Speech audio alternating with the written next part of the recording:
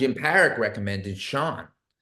And I said, oh, okay. And I said, like, what about Sean? And Parrick's like, he's very intense guy, very intense. And he told me some story about how Sean almost fought an audience member in a play or something afterwards. And so I didn't know what I was in for. I was a guy was an ex-con who'd come to the play, and afterwards, I think he was just like messing with some of the cast afterwards, like trying to intimidate the cast, and I wasn't wasn't having it, Having it. and and and so I think that stuck with Jim, you know. He recommended Sean, and I'm glad he did. And he saw something in Sean. And actually, I told Sean this.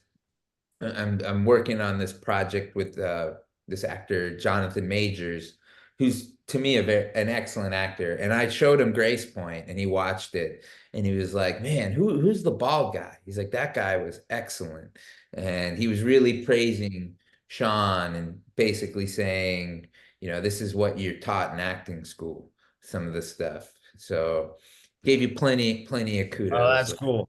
And Jim Parrick and I went to the same acting school. That's how we knew each other for years. We did a play called Welcome Home Soldier for about 7 years. We did. It was the first Oh, Saturday. It was the first Saturday of every month, and we did that play for years. It was one of the longest running plays in LA. wow. And we did it. We did it a lot. It was for the vets. It was all about how the Vietnam vets, what happened to them when they came home, and how they weren't welcomed home. And Hmm. No. so the play it was like a healing thing for a lot of the vets. And at the end, we'd have all the vets in the audience stand up, and we'd say, Oh, we'd like to welcome you home officially. Welcome home, and everybody would applaud, and we go up and shake each of their hands. And so we did the play for a long time because it healed a lot of people. Um, and you know, that was that was Peric and I's connection. Well, amazing. Go ahead. and well, it's a cliche. Like you'll hear sometimes people complain, oh, Hollywood, it's all about who you know. But it is about who you know, and the fact that you want to work with people that you have a good relationship with. And I think that what we do is very relationship based. That's why you'll see the same actors and directors work with each other a That's lot. true. Why Leonardo DiCaprio's in like every Martin Scorsese film for a while. They obviously hit it off really well and vibe well together. So I mean, Parrick, he knew Sean and knew he would be great because he had worked with him before. And making a smaller indie movie, it is very different than Sean was just on a big series that was on Right. Netflix, and there's so many more layers there to kind of I call like stop gaps for mistakes. Where even you'll hear on huge blockbusters, they'll go do reshoots on Right. a Marvel movie or whatnot, and you can't afford to do that on an indie. What you get on the day is what you get. And there's not necessarily like five script supervisors going through and telling you with continuity and whatnot. Right. So I remembered one time with Sean when he first uh, comes into the movie and he's cornering Johnny's character on the hill in the quarry. We started filming it, and he's chasing Johnny, like he's running and chasing him. But the first couple takes we do, nobody's acting out of breath. He's just coming in like right from Jump Street. And then I think Sean says, "Hey, man, shouldn't I be like a little out of breath?" And I'm like, "Fuck, yeah, definitely." So then he did it perfectly in my mind, like the way he came up, like, just catching his breath a little bit. But that's a great example because we shot one of those parts on a different day. And then we're Oh, shooting this part on the quarry on a totally different day. So it's just trying to keep it all together in your mind. It can get confusing at times. So when it all comes together and the movie's hopefully decent at least, or possibly good, and you had a strong reaction to it, it is almost like a minor miracle that it Yeah. all comes together in some way. Why is it that you shoot out of sequence? Is there some sort of science behind that? Yes, it's multiple reasons. For starters, the locations. You try to shoot now. Look, if you had a bigger budget, you'll hear about big movies do shoot sometimes in order. Right. But for cost purposes, you don't want to constantly be moving around locations. So you try to shoot like we shot everything at the prison for a couple days, and then we move over Oh, here. And then also the actors' schedules. For like Andrew McCarthy, we had to shoot all his stuff in 3 days. So he flies in, you try to knock all his stuff out. Yeah, And so so, we shot the last scene first. That was my first day, was shooting the last scene. yeah. oh, right. So Yeah. it Okay. is like a puzzle. You're trying to piece together um, how everything can fit and work in the day, that you're also not keeping people for like 20 hours, and that you're gonna keep like have your light. So that one of the days that we had, the first scene that we shot in the morning was when Johnny's on his bike and meets a character with Down syndrome. Well, the reason why we did that first is that that house was like 5 feet from the prison. So we Ah, shot that.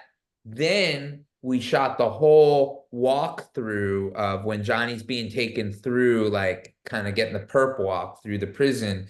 And we did that next because that scene had a lot of extras in it that had to get dressed. So while we were shooting one scene, they were getting all those other people dressed and in makeup and everything. And we wanted to be able to release them around lunchtime. So we did that. And then the final thing that we shot was uh, the bag over his head and Sean getting spit on. We shot that in the afternoon because, again, we didn't need all the extras at that point. So it is like I said, it's almost like just fitting together a puzzle to try to make it all work. And you work with your assistant director sometimes to make that schedule, and your UPM for just to make your days and whatnot. amazing. Amazing.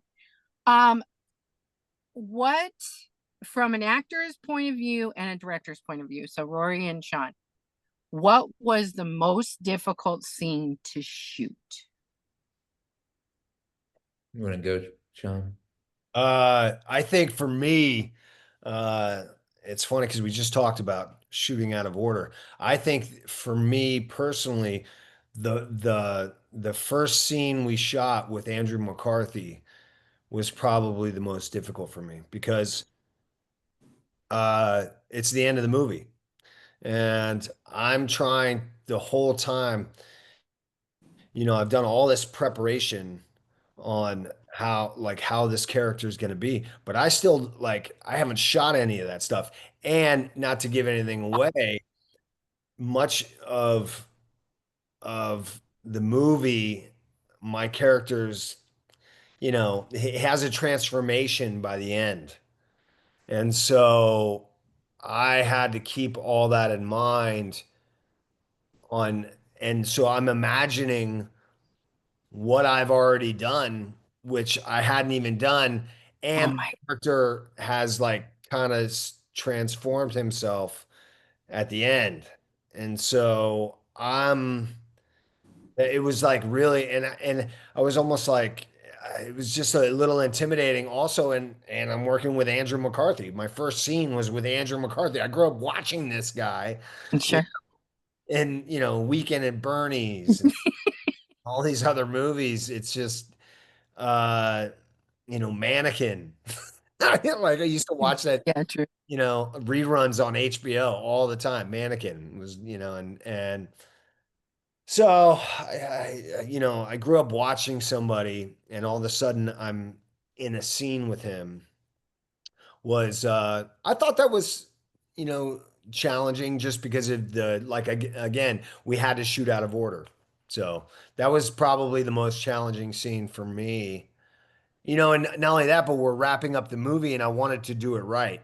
So I was also putting pressure on, I was also really dialed in to do this the right way because this is the climax of the movie, and we had to shoot the Right. climax of the movie first. So that Yeah. was interesting for me.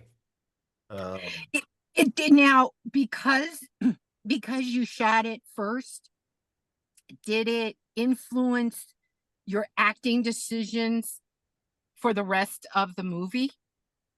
I don't think so because you know,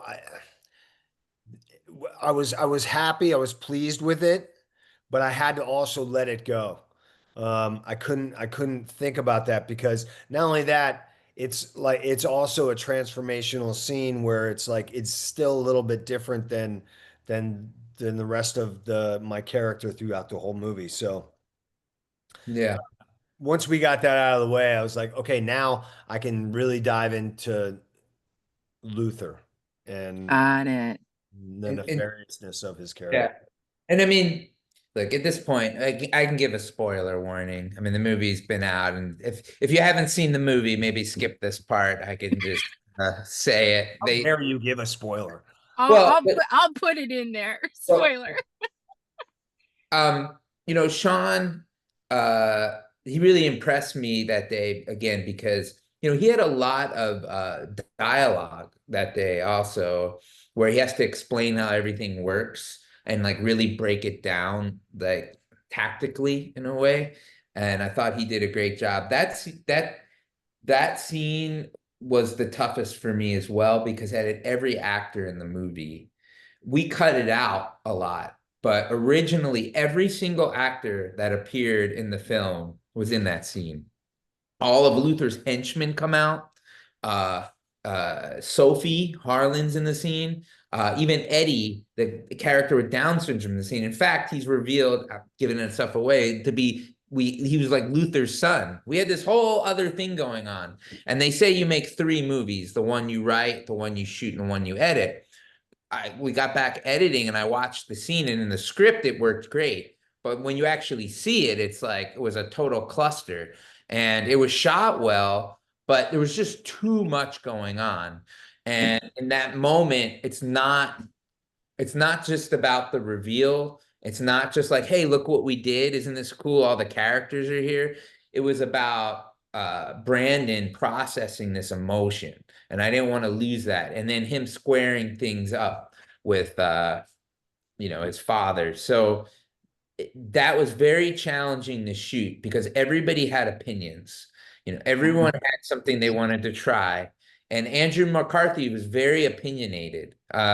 He's a director of television, and he was kind of like he was being a real pain because he was like, literally it's 8 a.m. Like we just are getting. He's like, why aren't we blocking? Why aren't we? I'm like, dude, can you just sit over there for a second? Like, we're doing some other things. We will block.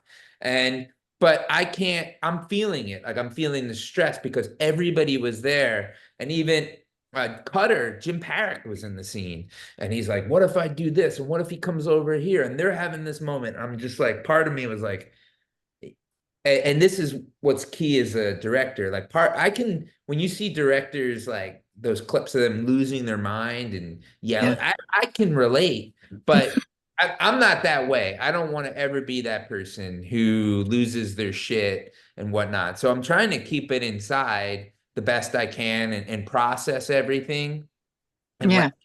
and people want to feel like they're being heard. So my feeling is always, as long as I know I'm getting what I need Yeah. and we shoot some other stuff and we're not going over, who cares? Because maybe we'll use it, maybe we won't. And a lot of times you use stuff too. That's something I learned. I mean, and I learned this in my documentary work. Um, a lot of times you plan to shoot something and you're finished that, and then they'll turn the cameras off, and then you get something else and no one was filming it. That happens in documentaries all the time when you're following someone. Like you have it in your mind, oh, we're going to shoot the scene with a father and son, and they're going to talk, and then we'll be done. So you're wrapping up, and then something else happens in the kitchen with the mom, and you weren't even shooting. So my DP, Al Francesco, he was always shooting. He would shoot before I called action. And I remember when we were editing, I was showing a cut of the film to someone. He's like, It'd be really good if you had a shot of Andrew McCarthy's character just like looking almost like a little bad, like looking like he's feeling guilty almost for what Mm. he put his kid through. So I'm going back through all the footage, and there was that because before we called action, he's thinking to himself, and what he was really doing, I think, was going through the lines in his head. But it looks like he's processing all this stuff internally. Oh, And because the DP was shooting ahead of time, we had that, and so it worked out really, really well. But that day was stressful, and I kept it together, thankfully. So once we were done with all the people, I kind of breathed like a sigh of relief, like we got that out because that was the big reveal in the film. We wanted to make sure we got that right. And it wound up becoming something different, but it was still, in my opinion, it still worked out pretty well. Yeah, I don't it, know if you remember, Deb, that last scene. It's only me, Andrew McCarthy, and Johnny.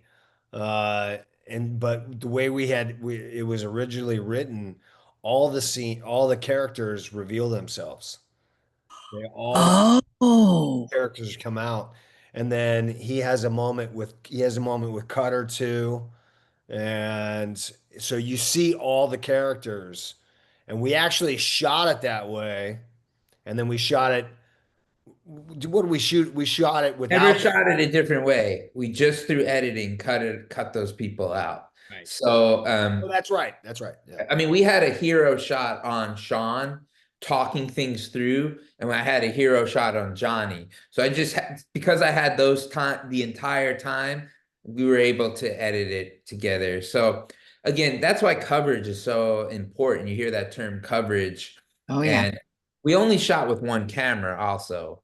Sometimes on a bigger film, they'll shoot a scene with three cameras. So they have so many takes and another thing on an indie is you can't do 100 takes. You have to make your day. So when you have good actors and a good crew, you can do that. You can get things done in a few takes, which we were able to. And I think the key, and a couple of first time directors have asked me, or even people making shorts, is you got to prepare. You have to be prepared. I can't stress that enough.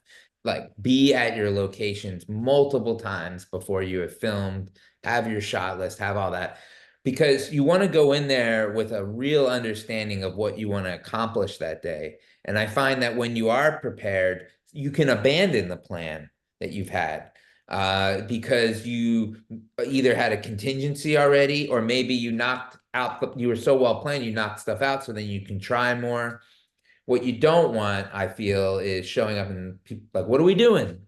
You know, and oh, why don't we try this? And then that'll permeate through the rest of the entire crew. If the director is very like, I don't know, why don't we start with this? The actors are not going to feel like confident. The rest of the crew is going to get frustrated, and you can go downhill from there. No. Yeah, and not to mention your light. You have to get everything in, especially when you're filming outside. You have to make sure that your light is right and that you're getting it at the right time of day. All of those things. Well, you had asked me too about documentaries, and I've been asked this question, transitioning into scripted. One thing that helped me in the way that I like to do my documentary work is I've always tried to keep a smaller crew. And the reason why I've done that, sometimes you'll see productions, they'll treat a documentary like it's a commercial. Like they're 40 deep in the crew, and it's very hard to get people comfortable in that environment. But when a lot of times it'd be me, the camera person, and an audio, the three of us, and I'm carrying shit myself. I'm going out and getting sandwiches so that there's a comfort level that your subject is developing with the crew. And I think on an indie, we were very prepared to be able to get our hands dirty and run and gun it. So we didn't have a huge crew, but at the same time, the actors and the crew, like we really became very friendly. We would all go out at night. We really had that kind of Mhm. team feeling that you maybe you don't get when there's a crew of 200 people True. uh, on a bigger film. I mean, Sean would know. He's been on some bigger films, like maybe he could speak to that. But I think we had that, and that was because we had a smaller crew. Well, what kind of, hey, I got a question, Rory. What kind of lunch you serve on those? Well, not great, apparently. Yeah, what's going on, man?